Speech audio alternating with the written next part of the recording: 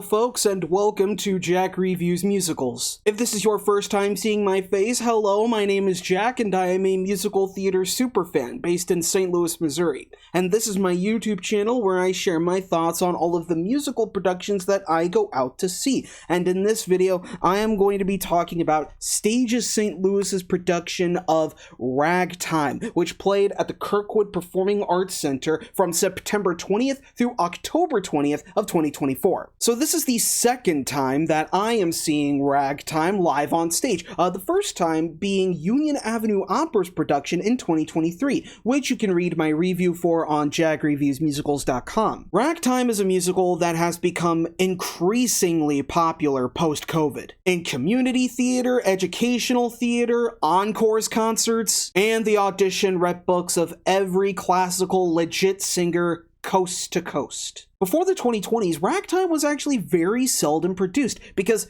as it is written, it demands a huge cast on a large stage with a gigantic orchestra performing music that is very dense. It's authentic ragtime music with syncopated rhythms, blasting melodies. But by far the biggest reason why Ragtime was left in the dust for so long was because it premiered in late 1997 in the same Broadway season as The Lion King, which won a butt-ton of awards and is still running on Broadway to this day. But Ragtime did win a handful of awards for itself at the Tonys. It won the Tonys for Best Score by Stephen Flaherty and Lynn Ahrens, Best Book for the late great playwright Terrence McNally, Best Orchestrations for William David Braun, and Best Featured Actress for Audra McDonald in the role of Sarah at the start of a thrilling musical theater career, leading Audra McDonald to become the most decorated musical theater performer in the history of history. Ragtime was eventually revived on Broadway in 2009 with a bit more minimalist production, and so because of this, enterprising theaters in the 2010s took a chance on Ragtime to kind of replicate the revival's minimalist nature. In St. Louis, one of the theater companies that did so was Stray Dog Theater in 2017. Stray Dog Theater proved to St. Louis audiences Ragtime's strengths beyond the epic production values. But then the pandemic hit, and certain events that was in the fallout of that have unfortunately proven to be uncannily similar to the action in Ragtime, which explains its vast popularity now. So to begin with, Ragtime is the stage musical adaptation of the novel of the same name by E.L. Doctorow that was published in 1975. Ragtime sets the story at the turn of the 20th century, 1906, in New York City, and in here we follow the paths of three very distinct ethnic groups from vastly different walks of life as they all become inextricably intertwined with each other. And the show really hits the ground running with a huge, epic, 9-minute long prologue that introduces the setting and all of the major players in the story. The first group that we meet in the prologue is this well-to-do, wealthy, white suburban family in New Rochelle, New York. And the major players in the suburban family are called by their familial roles: mother, father, their little boy, mother's younger brother, and the grandfather. The second group of players that we meet are this group of black bohemians living in Harlem who are creating this beautiful, great art, but are still treated like second-class citizens. The major players in the Harlem folks are ragtime pianist Cole House Walker Jr. and his lady love, a washwoman named Sarah. And the final group that we meet is a group of Eastern European immigrants on Manhattan's Lower East Side. The major players of that are Tate and his little girl, who are immigrants from Latvia trying to earn a better life in America. And we are also introduced to the most important celebrities in New York at the time, actual historical figures that interact with the characters in various forms. World-renowned educator Booker T. Washington, illusionist Harry Houdini, banking magnate J.P. Morgan, automotive pioneer Henry Ford, political activist Emma Goldman, and vaudeville performer Evelyn Nesbit. The story proper begins with the father of the New Rochelle family going off on a year-long expedition to the North Pole because he is an amateur explorer, because apparently white men in the early 1900s had little else to do. And he leaves his wife, the mother, to take care of his affairs at their business, a fireworks factory, which is how they got so wealthy. And as father leaves for this expedition, he sees on his ship another ship passing towards Ellis Island, an immigrant ship that contains Tate and his little girl. Tate moves into Manhattan's Lower East Side as he tries to scratch out a life for himself and his little girl as an artist, creating paper silhouette portraits, as well as animated flip books that he dubs movie books. And as Tate keeps struggling more and more in the Lower East Side, his art grows more and more popular, eventually getting to the point where he becomes a successful film director. And meanwhile, the mother of the New Rochelle family is trying to contend with all of the responsibilities that she now has with her home and her family's factory, especially after having been pampered for as long as she has. And mother hits the ground running by finding a newborn black baby boy buried in the dirt of her garden. The mother rescues the baby still alive and shelters him in her house. The police very quickly find the baby's mother, Sarah, the black washwoman. And in the first of very difficult decisions in the story, mother sees Sarah's plight and deeply sympathizes with her. So she decides to give Sarah a home in her house so that her and the baby can get back on their feet again, instead of having Sarah go to prison for child endangerment. Coalhouse Walker Jr., the baby's father. Before the story begins, Coalhouse was established to be the kind of person that fools around with other women, which is why Sarah had to run away from Coalhouse when she was having the baby. But after some time has passed, Coalhouse does learn of Sarah's whereabouts and of the birth of his son, so he decides to go out of his way to try to reconnect with her. He uses the money that he made from piano playing, which he learned from the great Scott Joplin, St. Louis native, and buys himself a Model T Ford that he drives all the way from Harlem to New Rochelle to court Sarah. And every time Sarah refuses to see him, he always comes back the next weekend. And again, multiple times until the family feels bad enough to let him in. And when Coalhouse entertains the New Rochelle family by playing piano for them, Sarah gets turned around completely by how much Coalhouse has grown as a person, and so the two of them finally reconcile and commit themselves to raising their son. This new commitment from Coalhouse and Sarah is where things start to go downhill. A series of injustices happen to Coalhouse that cultivate in his car being destroyed and in Sarah getting killed. And in response to this, Coalhouse becomes a revolutionary, and he goes on a vengeful rampage across New York City until justice is served. It's a very heavy story. Much of it is told with a very literary, very fable-like quality. Even down to the naming conventions, like there's the New Rochelle family and how they are defined by their familial titles. The protagonist, this fierce, strong, fiery black man, is named Coalhouse, and even Tate is the Yiddish word for father. A good chunk of the story is told in direct narration to the audience, much of which is taken from the novel. And Ragtime as a novel, too, is intensely theatrical, which translates to the musical being intensely theatrical. The way that Stephen Flaherty, Lynn Ahrens, and Terrence McNally adapted this novel for the stage was extremely faithful. I think they knew that in order for Ragtime to work, they really needed to have a strong cast and a strong score, both of which are large in its scope. Ragtime is a story that deserves that gravitas, that deserves that weight, because the story tackles on very heady themes: racial oppression, the mistreatment of immigrants, the nature of what it means to be privileged, and also the power of idealism and optimism. It lends itself to very preachy storytelling, but with the amount of characters there are in the story, all interconnecting with each other and weaving in and out of different locations, as well as the truly gorgeous score, some of the best in musical theater history, you honestly don't care. You just get swept in by how truly epic it is. Ragtime is the largest scale production in the nearly 40-year history of Stages St. Louis, and when you think about it, it makes a lot of sense. Stages St. Louis uses a cast of 40 actors, the ensemble switching between several characters, running around the stage like crazy with moving set pieces, singing a score that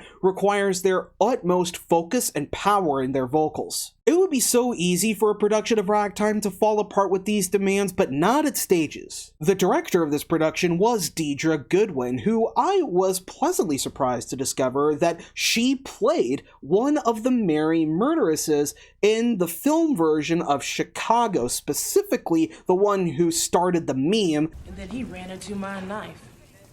He ran into my knife 10 times. But outside of that, Deidre Goodwin has actually had a storied career directing for regional theater, and her experience definitely shows with Stages' production of Ragtime. The blocking of the cast was coordinated down to the millisecond. All of the story beats were given an equal amount of focus, making the pacing of this nearly 3-hour show move at a rapid clip. And the collaboration between Goodwin and all of the production artists created brilliant interpretations of moments that I've never seen interpreted in this way in any other production. One of the more striking moments for me in this production was the ending of Act 1, right before Till We Reach That Day. In this moment, Sarah gets killed by Secret Service agents during a crowded campaign rally in broad daylight. And during the rally, the ensemble were holding up picket signs that were calling for progress, equality, and so on. And after Sarah falls dead, she is lifted up onto a platform, and one by one, the picketers transform their painted-on calls for justice and change into Sarah's casket, sealing her body text side in, with Colehouse looking on at Sarah being sealed in painful agony, watching the only person that he's ever loved, his representation of all that is good and pure, die before his waking eyes. It was a breathtaking moment, and it made the song Till We Reach That Day stir me like nothing else. The choreography by Michelle Potter is a masterclass in corralling large swaths of people to move in unison on a large scale. The staging of the prologue, some of the best I've ever seen, especially the climax. The vaudevillian dancing and the synchronized movements in Crime of the Century, the Getting Ready Rag, and What a Game were great to watch. And because the stage at the Kirkwood Performing Arts Center is kinda small, Ragtime's orchestrations had to be reduced from close to 30 musicians to just 9. But the musical direction by E. Renee Gamez still retains the score's complexity. The instrumental color is no less richer here than with the full orchestration. Gamez leads the band with herself and Chris Pineda on the pianos, Alarica Anderson on the bass and the tuba, Travis Madison on the guitar and the banjo, Leah Gerdes on the reeds, Evan Palmer on the trombone, Joe Akers on the trumpet, Fiona Brickey on the violin, and Peter Gunn on percussion. The vocals across the board were gorgeous, and the way they all sang in concert with the orchestra was excellent. especially with the walls of sound numbers like the prologue, which rumbled the entire theater at the climax. Credit for those sonic achievements goes to sound designer Jules Farren. But of course, it's the voices themselves that are in charge here, and the leaders of that charge were incredible. The heart and soul of this production of Ragtime are Tamar Green as Coalhouse and Shireen Pimentel as Sarah. Tamar Green mastered Coalhouse's arc from being this big, jovial idealist to this raging vigilante and then back again. Green's resonant bass voice, which is on full display in the 11 o'clock number, Make Them Hear You, his very big, bombastic movements, and also his very controlled on-stage piano playing, made his Coalhouse a shining diamond. And Shireen Pimentel as Sarah is just as masterful, displaying a fantastic legit soprano in Your Daddy's Son, which makes her desperation and sadness for the way that her life turned out so heavy. And Green and Pimentel both nailed Coalhouse and Sarah's journey of rediscovering their love for each other. And they very well displayed the hope that they have for their son's future. Their rendition of their big song, Wheels of a Dream, was harmonious and captivating. Marissa McGowan gave a rather studied portrayal of Mother. You can see the thoughtfulness in her face and her vocal performance, switching back and forth between this classical legit soprano and this mixy belt, as Mother increasingly discovers her independence, challenging the nature of the role that she plays as a privileged white woman in America. McGowan's vocal on Mother's most iconic song, Back to Before, was beautiful, simply put. And throughout the course of the production, as independences are discovered and fortunes are changed, Mother starts making friends with Tate, and McGowan also makes that budding friendship totally convincing, as does Brian Golub, who plays Tate. Brian Golub gave quite a heartfelt performance as Tate. The love that he demonstrates for his little girl as it turns sweet and fierce, making it clear that Tate is not afraid to throw hands either. Brian Golub and Zoe Cleavorn as the little girl had this very wholesome, playful rapport that made their chemistry as father and daughter shine through. They excellently portrayed their character arcs from being very quiet and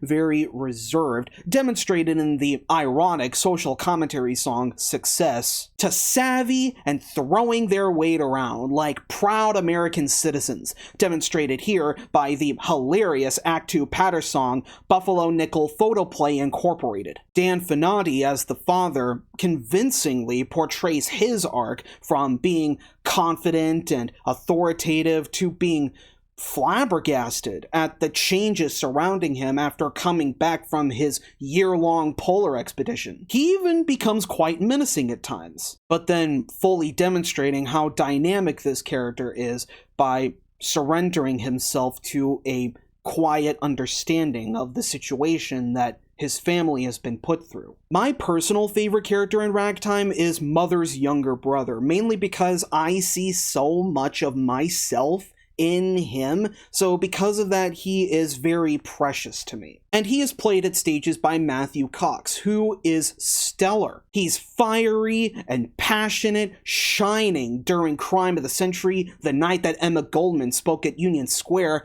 and he wanted to say. Whit Reichardt is appropriately witty as the irritable grandfather. Kyle Holmes made a memorable debut as the precocious little boy, who gets the first lines in the show, and where Holmes's confidence and comfortability on stage was very firmly grounded. Scott Moreau was appropriately menacing as Willie Conklin, the monstrous racist who is responsible for all of the misery that Coalhouse gets put through in the show. Lindsay Roberts Green's vocal as the lead soloist Until We Reach That Day was incredible. Even the actors playing the historical figures all gave nuanced performances that made these people feel real. We have Omega Jones as this very distinguished, reserved, imposing Booker T. Washington. We also have Elora Von Rosch as Emma Goldman, who serves as a vast contrast to Booker T. Washington as this very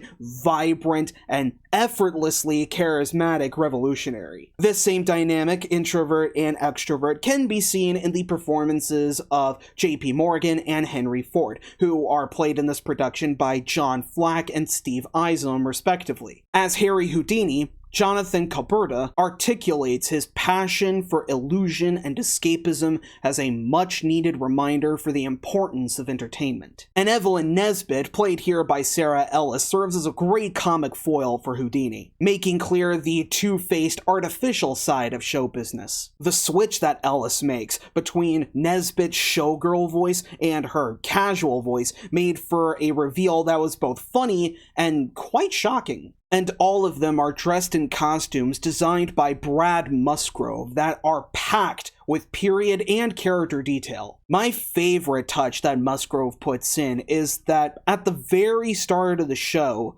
the characters from each ethnic group are dressed monochromatically. The white folks in white, the black folks in red, and the immigrants in blue. But then over time, as the story becomes more complicated, the costumes become more complicated, with some of the characters incorporating multicolored outfits, especially if they have grown and changed significantly. It may be a lot of costumes for a limited space to keep track of, but it made the visual storytelling so much more memorable. And because of how many people are moving on that stage, the set designer, Robert Mark Morgan, created moving, flying set pieces and painted backdrops that are built with an Art Nouveau aesthetic. The scenic work is minimal, but it does help to make the scale of the production feel vast, and the pieces themselves were built and painted exquisitely. And the minimalism of the set is given further layers by Sean M. Savoy's lights, which are, as always,